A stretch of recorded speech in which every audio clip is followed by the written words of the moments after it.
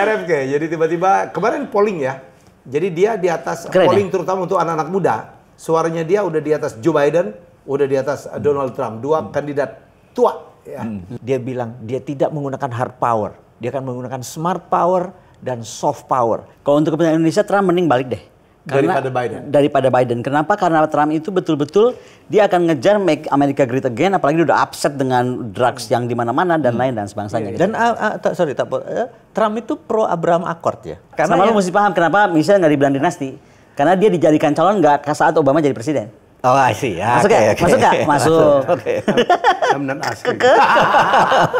Mungkin kenapa Elon nggak masuk ya?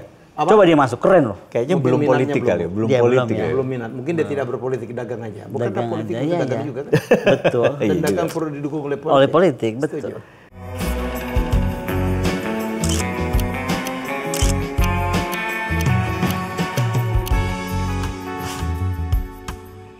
Ya, jumpa lagi dalam acara Konspirasi Kontradiksi bersama kami bertiga. Ya, dan ini ada satu hal yang menarik ya, Bu Koni dan Mas Wowi, yaitu kan Indonesia menjelang Pilpres, Amerika pun menjelang Pilpres. Mungkin kita udah fed up dengan apa ngomongin Pilpres di Indonesia. Gue aja kadang-kadang nonton news itu tiap pagi kan beritanya sama ya, Bu ya. Gue nggak pernah nonton news, males. Itu apa, Donald Duck? Tom Jerry. Jadi Amerika tiba-tiba muncul satu tokoh anak muda gitu ya, RFK, Robert F. Kennedy Junior, yang kita nggak akan bahas kalau dia dulu asalnya dari politik dinasti juga, karena nanti Bu Koni naik lagi gitu. Oh, aku nggak pernah soal dinasti, aku nggak pernah masalah loh. Ya tentang itunya ya udah. Oke, berarti nggak apa-apa ya. Caranya, caranya. Oke. Bukan dinastinya. Oke. Jadi kalau caranya boleh. Nggak, kalau caranya ngacak-ngacak MK sampai kemana gue nggak bisa. Itu yang aku ngomong sama Pak Rosan. Pak Rosan kalau sampai saya ini mesti ngomong ini, saya bingung. Cariin saya celahnya, nggak ada. Oke, simpan. Katanya jangan dulu kan, ya udah terus tapi nanya sih. Cuman cek ombak aja. RFK, jadi tiba-tiba kemarin polling ya. Jadi dia di atas polling terutama untuk anak-anak muda. Suaranya dia udah di atas Joe Biden, udah di atas Donald Trump. Dua kandidat tua. Ya. Mas Wowi dulu lah. Ini ada teori cocokologi Jadi gini. Atau konspirasi. Kita tahu di Amerika ini ada dua partai besar, itu Republik dan Demokrat. Kita udah tahu. Republik itu pro oligar gitu ya. Demokrat itu pro government. Jadi heavy on government. Jadi apa-apa government. Kalau ini apa-apa ini menggunakan trickle down, jadi orang kaya dibikin kaya, terus mereka ngurusin ini. Ini dari bottom up, dari bawah ke atas. Itu cirinya. Jadi mereka setiap 8 tahun, 4 tahun itu selalu dikompetisikan. Ubah-ubah. Nah ini mumpung lagi ini. Nah di Indonesia ini selama 20 tahun kebijakannya fiskal, jadi pajak. Nah maunya kan fiskal moneter. Jadi kalau pajak itu selalu ngerem, yang selama 20 tahun ini si Ibu ngerem terus.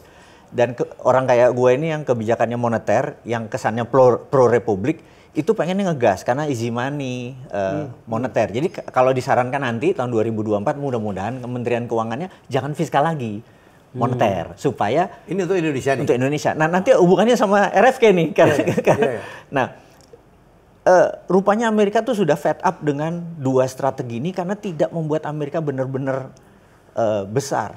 Sekarang Biden almost di-impeach kemarin, iya kan? Karena masalah anaknya. Kemudian dan ekonomi memburuk. Terus Trump, waduh, udah bukan di-impeach, dia udah tersangkakan gitu ya. Masalah moral, masalah pelanggaran, moral dia masalah ini pajak, dari belakang dan akhirnya muncul tokoh yang namanya RFK ini, alternatif. Anak dari mantan jaksa agung Robert Kennedy senior. Dia adalah seorang pengacara dan dia berangkat dari independen. Jadi dia bukan Demokrat, dia bukan Republik, dari independen. Dan menariknya di usia 18 tahun ke atas di review sampai umur 35, dia number one. Almost 50%, jadi 40 something. Populasinya populasinya terbesar dan ini benar-benar kaget dunia. Jadi langsung nanya, who the hell this guy gitu kan? Langsunglah dia dibedah. Dia seorang pengacara sukses gitu ya. Kemudian juga dia pro lingkungan. Jadi kalau di saat ini entah bagaimana partai yang pro lingkungan lagi karena itu isu dunia. Isu dunia. Jadi istilahnya Green Party itu lagi naik daun dan dia pendukung Green Party dan yang gue suka dari dia gitu ya. dia anti vaksin kayak gua gitu.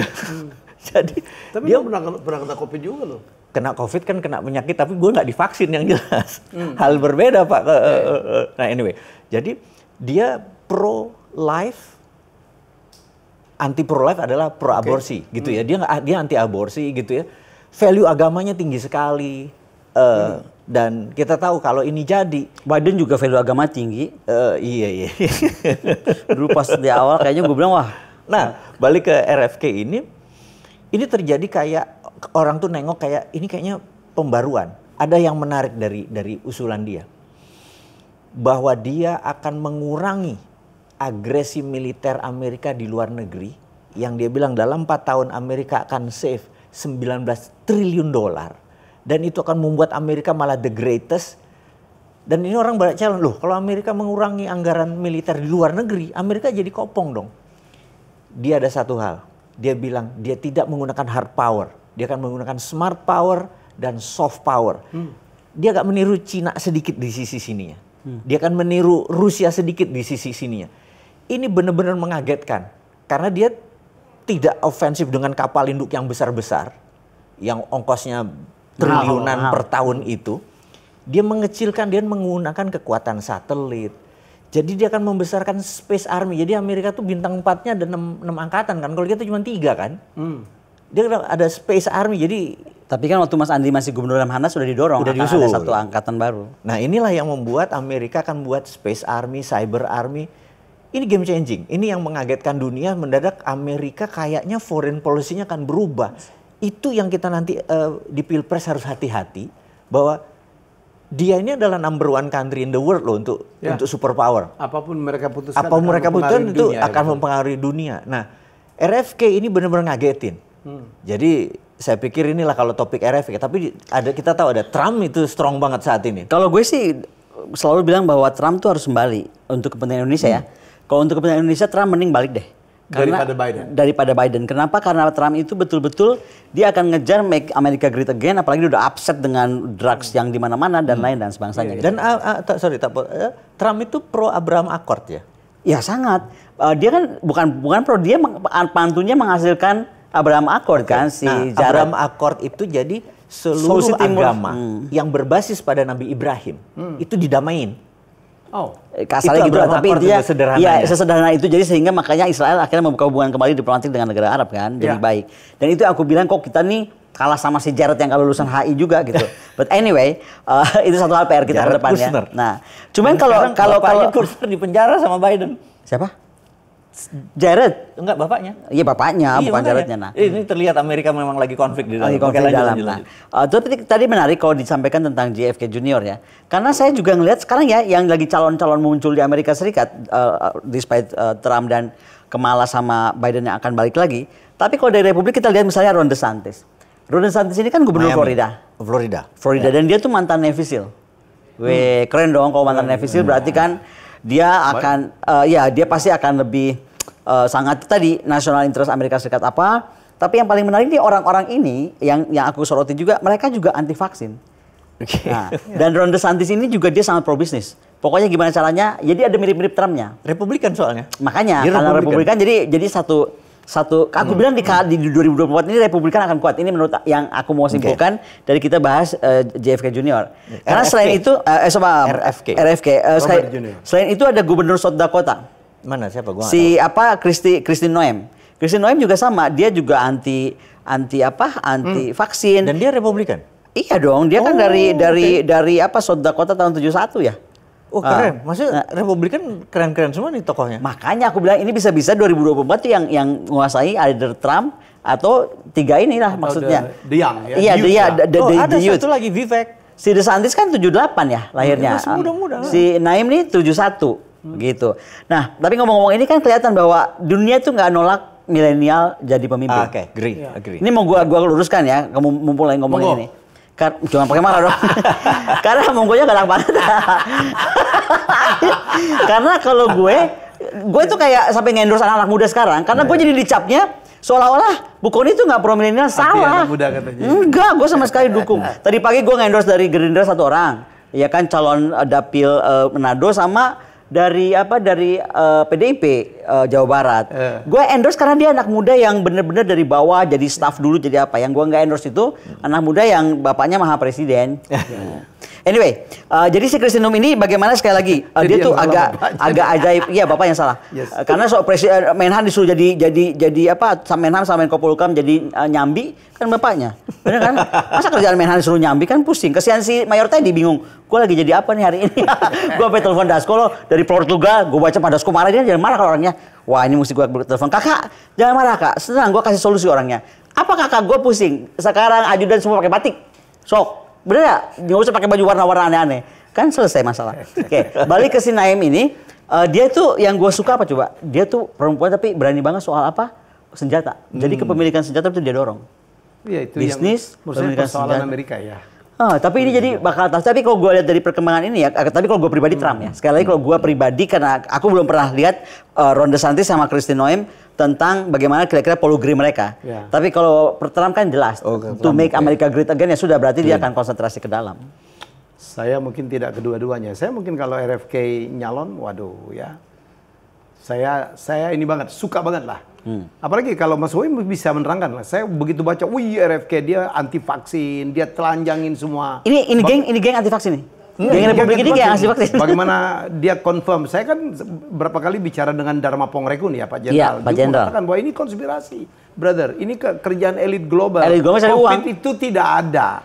Bayangin aja, COVID itu bikin orang mati apa? Diisolasi, dokter ditutup, tidak boleh dijenguk. Ekonomi itu yang bikin mati tuh. Iya, ekonomi berhenti karena dan lockdown. Kemudian bagaimana itu membuat orang takut seluruh dunia, dia menggunakan media-media. CIA turun merekrut, dibikin film-film. Sebenarnya itu nggak ada papanya sebenarnya, walaupun saya kena 2 kali ya. Menurut saya sih itu biasa aja. Dan dia saya kayak flu aja. Nah si Ron DeSantis sama Kristi ini sama-sama, dia tuh anti lockdown. Jadi menurut dia kalau lu lockdown, lu matiin ekonomi. Iya. Iya kan? Berarti kan mereka jujur dong dengan dia konspirasi ini dia lihat bahwa ini bahaya gitu. Tapi gara-gara COVID ya peta ekonomi saya pikir berubah dunia ya. Karena banyak negara yang berutang, banyak negara yang kolaps. Dan itu by design tadi supaya dikontrol lagi sama mereka. Dikontrol lagi. Ya, jadi menurut saya Indonesia ya, sorry ya, saya mengatakan bahwa menanggulangin setelah COVID kita one of the best, saya pikir. Setuju ya Bu ya? Oh iya, sangat. Economic growth kita tinggi dan menanggulangi cepat banget lah. Walaupun sekarang banyak sekali, wah ini permainan terus. Lo sangat banyak ngomong tentang konspirasi. Jadi sekarang Amerika ini kita tahu Big Pharma dulu ada Obamacare. Di belakang Obamacare itu ada Big Pharma. Farmasi besar itu Giant Farmasi itu mendesain dan itu adalah golden eranya mereka. Ya. Dan mereka mau win back. Gitu. Nah, jadi calon Demokrat nih sekarang. Ya. Calon Demokrat. Biden adalah udah pasten, nggak mungkin Biden ditaruh. Jadi ada satu karakter yang mengejutkan yang bakal ditaruh oleh Partai Demokrat adalah Michelle Obama. Ya, Michelle mau muncul. Back again. Nah, di belakangnya tahu sendiri Michelle di belakangnya Big Pharma. Kalau di belakangnya Republikan adalah Industrial Military Complex. Itu aja. Itu aja bedanya. Ini harus paham nih peta Amerika. Karena lu mesti paham kenapa Michelle nggak dibilang dinasti. Karena dia dijadikan calon nggak saat Obama jadi presiden. Oh, I see. Ya, masuk ya? Masuk nggak? Masuk. Oke. Asli. Tapi menarik ya kalau yang jadi ya. Jadi dia tidak akan terlalu cawe-cawe dengan Big Pharma. Tidak juga dengan industri pertahanan. Itulah yang malah dia mengecilkan Industrial Military Complex karena dia yang akan high cost itu. Yang high cost, dia akan mengurangi senjata serangnya berbeda, lebih laser, beam, lebih begitu-begitu. Sesuai dengan perkembangan zaman lah. Itu, jadi dia lebih kayak Star Wars ini kepalanya. Kalau gitu gue kontak Elon Musk deh, Indonesia bisa ngapain nih? Gue lagi buka komunikasi sama Elon Musk. Oke, good. Saya baru kaget ya, saya diminta Wowi datang ke NASA, saya ke NASA Bu di Houston. Tiba-tiba kan mereka meluncurin ke bulan lagi ya. Iya, ke bulannya. Ternyata Bu, ya ke bulan iyalah itu milik NASA. Tapi dari station lab, Skylab-nya ke bawah itu adalah miliknya SpaceX. Iya, makanya keren kan.